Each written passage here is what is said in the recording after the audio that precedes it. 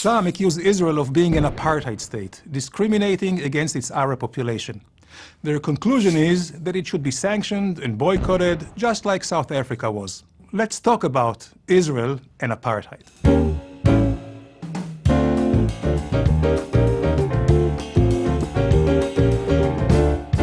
What is apartheid?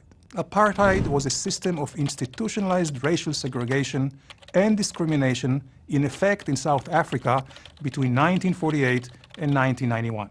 For example, blacks couldn't vote, be elected, serve as judges, live or even work in white areas without a pass, buy land freely, and they had separate hospitals, public transportation, beaches, public restrooms, schools, and academic institutions.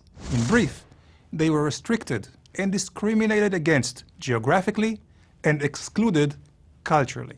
Let's see how things are in Israel. All Israeli citizens, whether Jews or Arabs, have an equal vote. Arabs can be elected to office and are in fact the third largest party in the Israeli parliament. Arabs serve as judges. An Arab judge even threw a Jewish president into jail. They share academic institutions, hospitals, transportation, beaches, and all facilities. They live all over the country. They've won national beauty contests and reality shows on Israeli TV. They are on Israel's national sports team.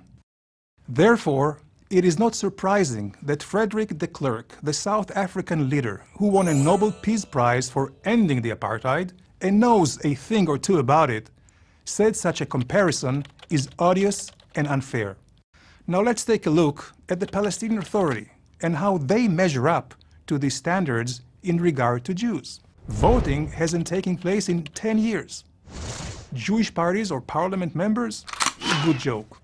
Jews are restricted and limited geographically and are at very high risk if they trespass into Palestinian-controlled areas. Despite previous agreements, Jews who wish to pray in the Jewish holy sites must be escorted by IDF soldiers for their safety. Jews cannot buy land, and there is a death penalty for people who sell land to Jews. Culturally, Jews winning Palestinian beauty contests? Seriously, Jews are depicted as sons of apes and pigs on official TV.